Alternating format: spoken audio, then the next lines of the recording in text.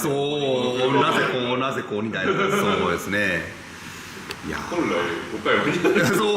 本来は岡山にあるはずの車なんだけど、いや実は僕は M 様に8号君を託すことにもうしまして、もう M 様じゃないと8号君の今後は、維持できないんじゃないかと僕はちょっと思いまして、 M 様にちょっとご相談させてもらいました。いやーどうなんですかね。いやーちょっとまあどうにか壊れてますからね。いや壊れてますから。いやいやもうそれもこうご経験のうちでね、やっぱりこういった特殊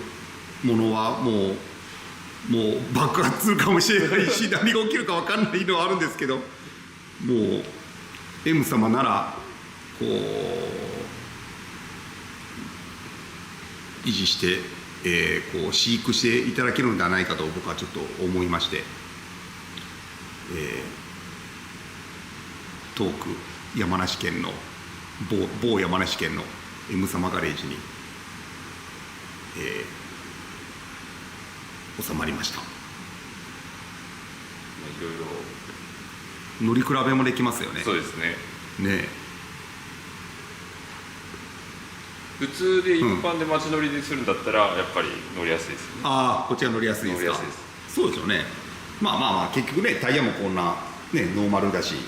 疲れないです。疲れないよね。疲れないです。でまあクーラーもねそこそこ効いて、クラッチはクラッチ慣れた。でもクラッチ乗りにくいやろ。大丈夫、はいいける。もうワイヤー式やし、ワイヤー OS。なんかびっくりするほどそんな気にならない。本当？まあ僕ももう慣れたら全然なんともないよ。ないんだけど、最初の人はもうねうちよく手伝い来てくれてるかっちゃんっていう若者がな、ちょっと乗させてくださいって言うから一回乗られって言ったんだけどうちのガレージから出るまで5回は演奏したからなちょっとなやっぱり難しいんかな、ダメなんかなと思って。どっちかというとこっちのクラッチの方がピーキー。ピーキーな。本当？ツイン。ツイン。こっちはもうスペシャルシングルだ。これはスーパーシングルだし、スペシャルシングルをこれちょっと作って組んでるんだけど、ハンクラが多い多い？本当？気がします。こっちの方が難しい？幅が少なくて。いやそれだったらもう嬉しいです。それでもうフライホイールもペラペラに軽くしてあるし、これはもうクラッチもペラペラに軽いんですけどね、もうシングルプレートやからこっちがでもエンジンのレスポンスはやっぱり 4AR がいいでしょ。これが俗に言うなプラス 100cc の余裕なんですよ、やっぱりねえ。やっぱりこの 100cc の差がそう現れてくるっていうことなんよな。でも使い切れないですよね。そうやな。パワーはだいぶあるやっぱりね。それはあとそれと突き詰めたからな。 4AR を製作するにあたってはもうピストン形状から全部やり替えたからな。これを元に 3AR もう全部やり替えた。プロトタイプ。もうプロトタイプでもう最初に試作だからね。もうスカートのプロフィールからもちろんヘッド形状から全部やり替えたから、 4AR はこれでやって、もうこうした方がいい、ああした方がいいっていうのを徹底的にね。あとリングももうちゃんとしたもうぶっちゃけホンダのリングだ。それが使えるようにしてるから、あっちは無形くなった。もう絶対少々ぶち回してもやっぱりめちゃめちゃ新しいものがいいっていうあれはないな、ホンダのリングの場合は。リングの場合はな、やっぱ一昔前のな、やっぱり高性能エンジンのリングの方がかえってよかったりする。B とか辺がそういいみたいですね。 B とかな、やっぱりな。何からそういいよな。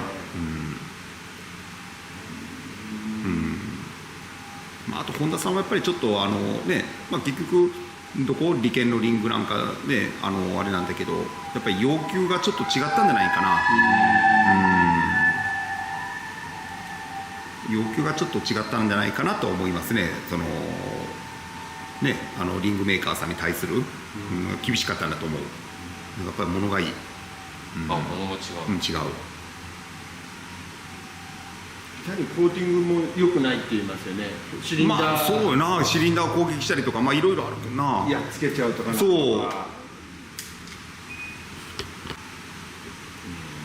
え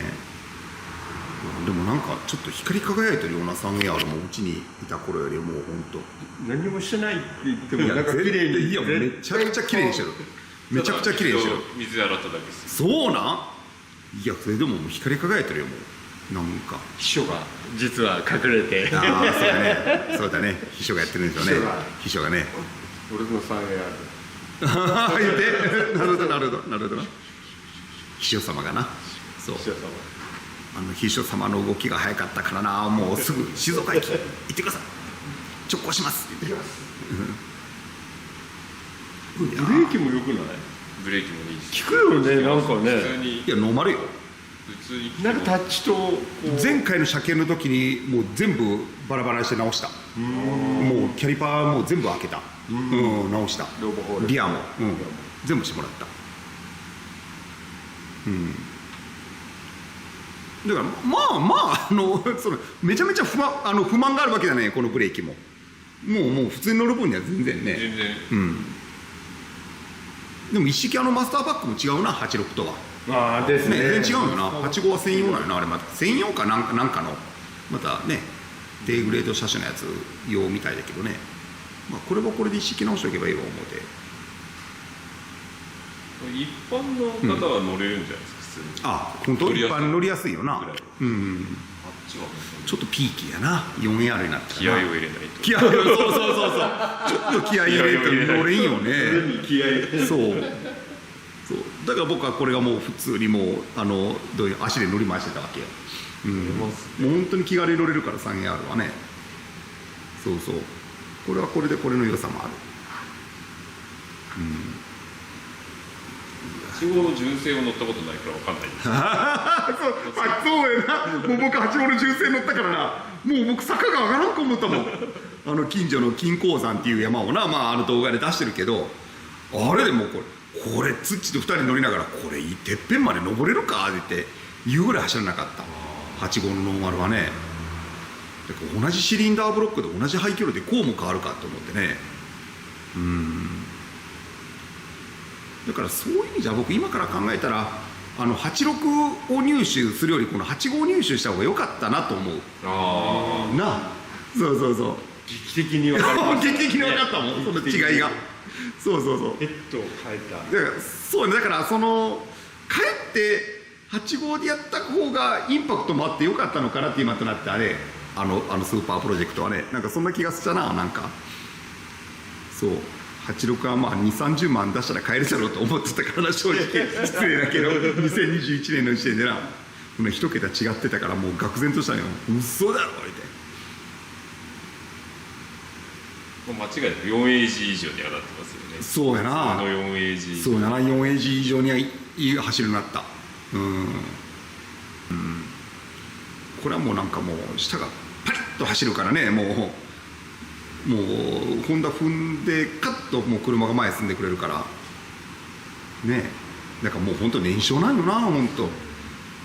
なあもうそれは自動車メーカー様から言うと何を今更言ってるんだけどやっぱりな僕はまだまだ解明できてない部分があるんじゃないかなと思うよな燃焼っていう物事の自然現象に対してね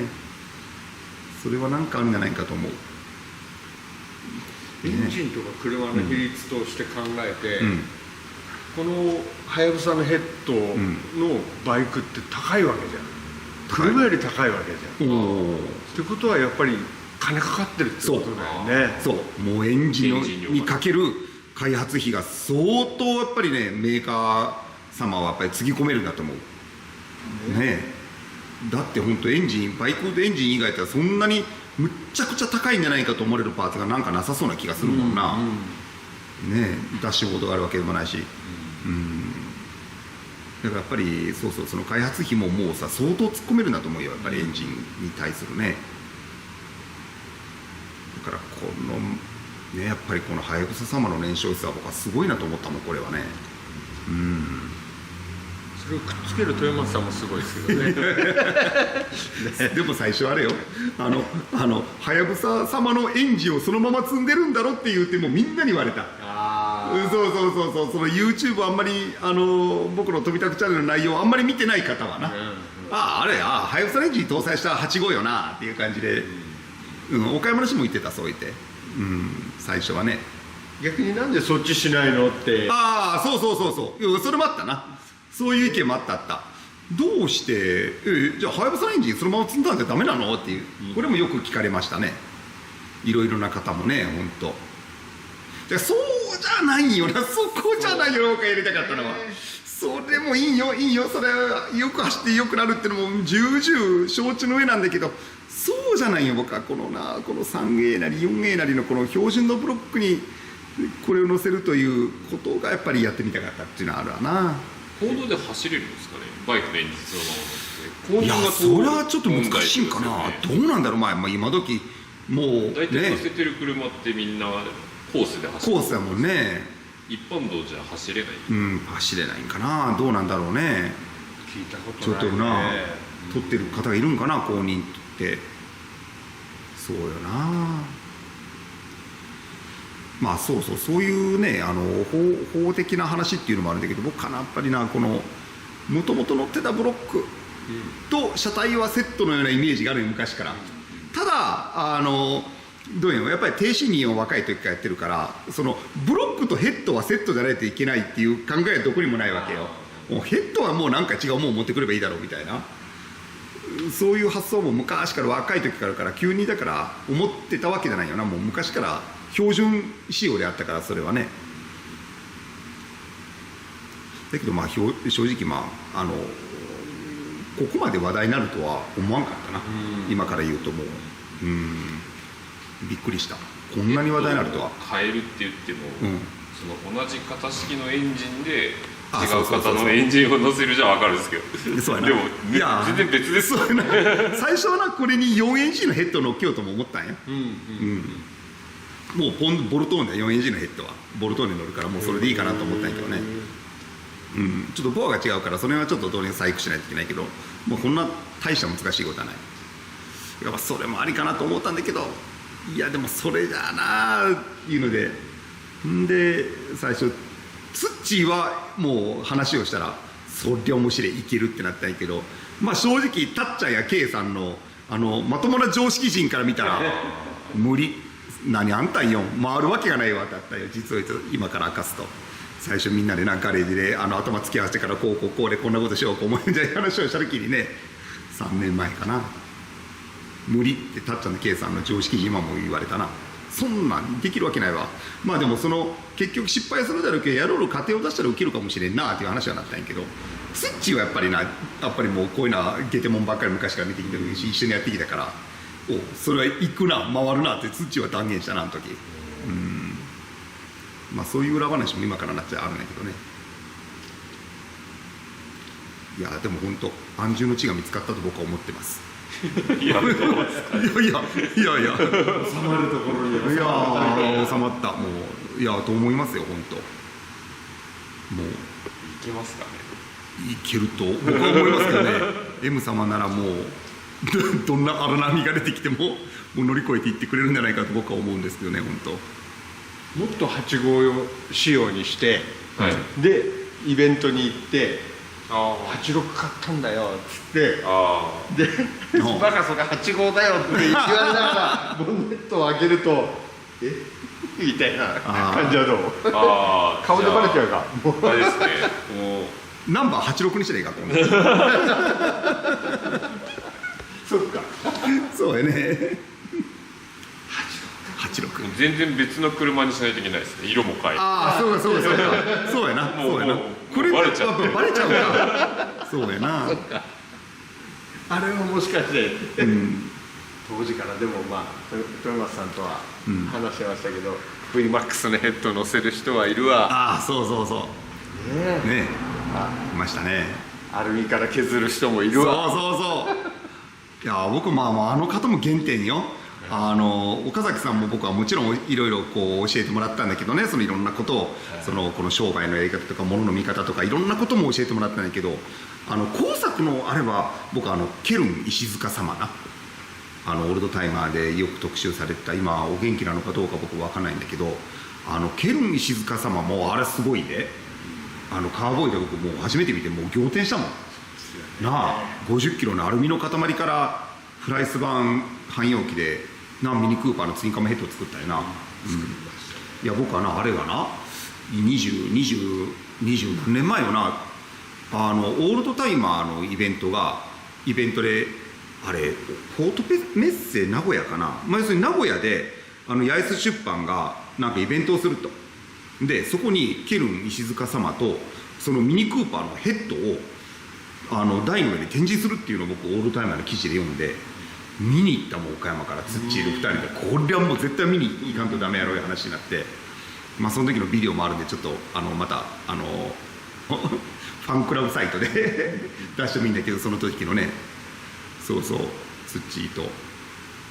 一緒に見に行った覚えがある。それでも僕は衝撃受けた。あれあるいは 4AG のカムヤマを使ってシャフトの中に丸棒のシャフトに 4AG のカムヤマの山の部分だけを削り取ってで真ん中に穴を開けてシャフトに刺して焼き場面をしてな、ほんでカムシャフトを作ったんよ。そんなんよ。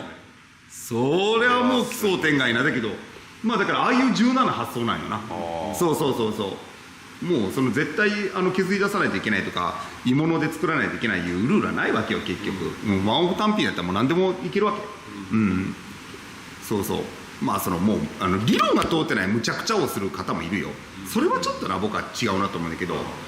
ケルン石塚様なんかやってることはもう僕は理に通ってると思ってたよな、あれ見てて。まあ僕当時が僕は20代の若造が言う意見じゃないんだけどね。まあでも岡崎先生からずっと聞いてた話とケルン石塚様が作ったものをこうじーっと見て、その話とこれをするとこれはもう十分理にかなってるし、これは完璧に回るなっていうふうな僕は見て思ってたな。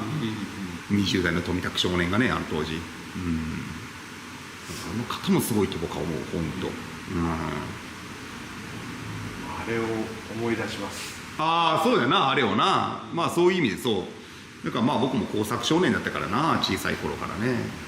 何をどういうシステムを使って僕はちょっと覚えてないけどな、小学校4年生の夏休みの宿題か課題で戦車のラジコンを作って持っていったんよ。だからもう先生がついていけないみたいな。逆に超えちゃったんで。そう超えちゃって左右のキャタピラをただ単にモーターでオンオフするだけの制御ないけど、何をどうやって僕はあれを回路を作ったんかちょっとよくもう今覚えてないんだけど、ボタンを押したり離したりすることによって片方のボタンを押したら右だけ押したらギーッと右が左だけど、もうそんな単純なもんなんよ。そんなんだけどそれを作って持っていったらもうそれは仰天されたな。だからやっぱりまあ小さい頃からそんなことばっかりやってたんだけどね。いや行き着かないと思う。いや行き着かんと思う。だからちょっともうそれはいやもう正直もうだいぶぶっ飛んとったとは思う。自分で言うのもなんだけどやっぱりね、そんなこと普通しないが。なんか野球したりとかどうとかやけど。いや俺もでもやってましたよ。やってた？チョロ Q 改造コンテスト。チョロ Q 改造コンテストやってた。やってすごいですね。そうチョロ Q 買ってプラモデルとこう合体させていろいろ。なるほどな。でプラモデル屋持ってって。あった。で銀賞とか金賞とかってメダルくれる。なるほどな。そうチョロ Q。チョロ Q のな。未だに取ってある。取ってやろう。それはいいじゃないですか。あれもだから小学校ぐらいでしょうね。そうよ。チョロ Q はな。宝様が作ったなあれすごいよな。僕もチョロ Q はもういっぱい持ってましたよ。それこそやりましたよね。チョロ Q。末っ子チョロ Q とか。ありましたね。ちっちゃいやつな。R360 クーベとかなかったからなんかちっちゃいのがな。そう当時2000いくらぐらいしたチョロ Q もあって、それは結局買えんかったけどね。メロディーチョロ Q とか音がメ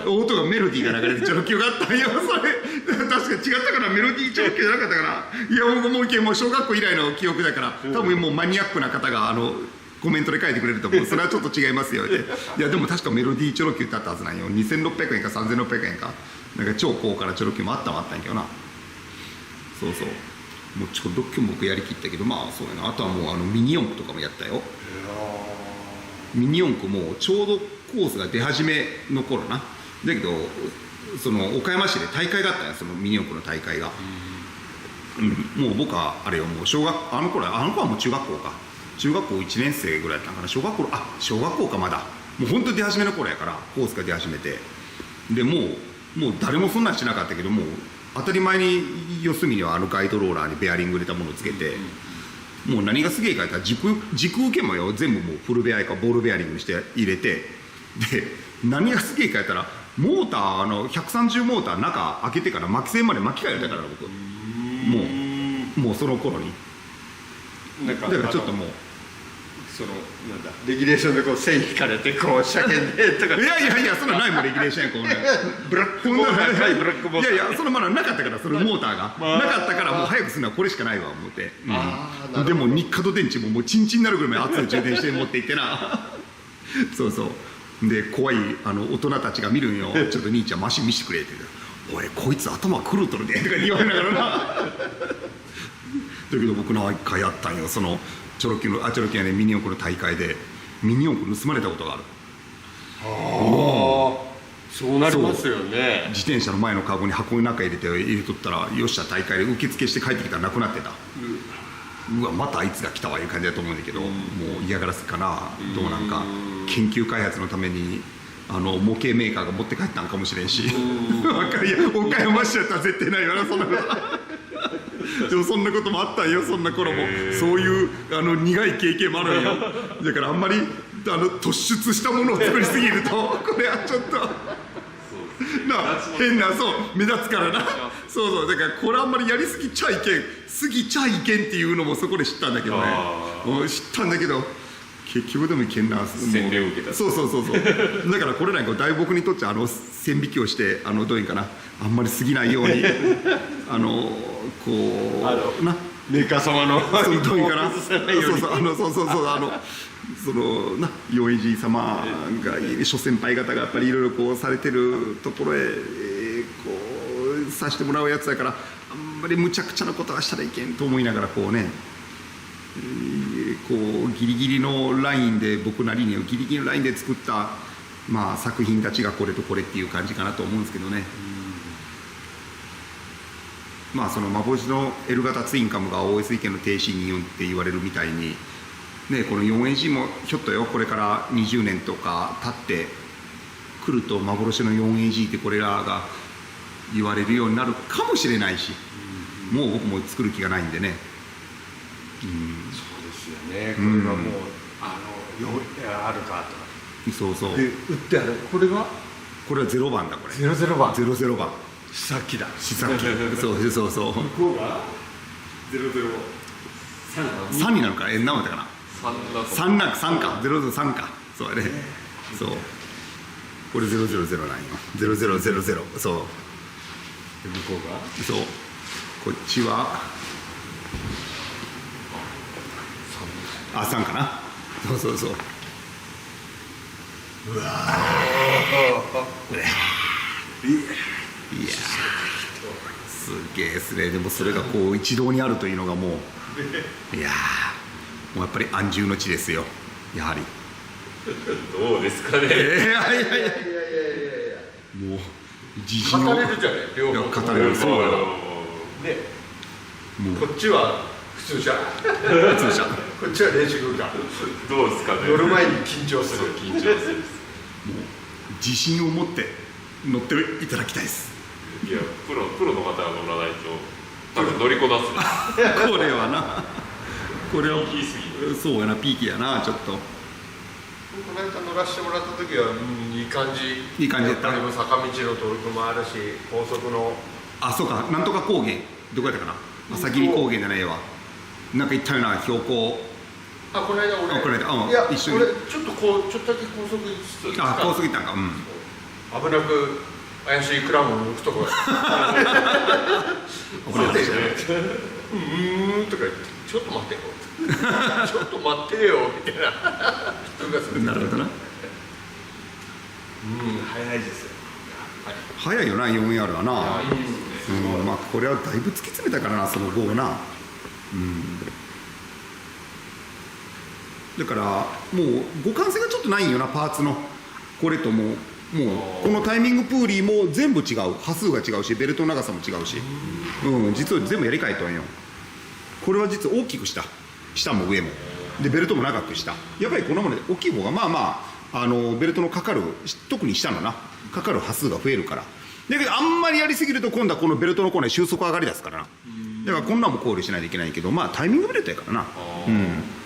だからベルトメーカーも違うしな、これ製作してもらってるところの考えることがいっぱいですね。そうだからもう一つ変えるだけそうもう僕のそうなんよそうなんよ。もう僕はな、もうやっぱりな1個目より2個目2個目より3個目がどうしてもあるから、そう特にもう 4AR やるときはこれはもっと信頼性上げんとやっぱりダメだなと思って、かといってほなこれがもうだいぶ乗ったけどそんなもう値を上げるようなエンジンではなかったな、もう最初電動ファンがちっちゃい電動ファンしか僕つけてなくってな、甘く見ててもう何回もオーバーヒートさせたんよこれ。もうここからもうブシャーって水が吹くぐらいオーバーヒートさせたけど、それでもガスケットが抜けたりどうもなかったな。一回勝一さん岡山駅へ真夏の暑い時迎えに行ってクーラーガンガンに行きょうてパッと見たらもう水温計がもう振り切るどころかもうカチンと当たったのよ。もうレッドゾーン超えておータコメーターが当たるみたいな感じで、うわー思って勝一さん乗っけた直後にブッシャーって水吹き出して、もうすぐ路肩へ止めてね、そうで路肩止めていろいろやってたらなんか BMW の M4 かなんかすごい車が来たのよ隣へな。でそんなすごい車来てからなんかカツアゲでも合うんだろうと思って、でも勝一さんがおるから大丈夫かなと思ってたよな。ほんならもしかして富田さんですかってはい、もうオーバーヒートでそれどころじゃないんだけど、いやもういつも拝見させてもらってますってなって、いやありがとうございますって、そうびっくりした。こいつはでも僕も知る限り相当いじめてるからね。相当いじめた。いじめてるけどいじめた全然ビクともせんかったな、もうほんとしないですよね。もうむちゃくちゃした。ほんまどこまで行ったら壊れるかよ見とかなきゃ思ってね。そうっすよね。けどねあげんかったなもう。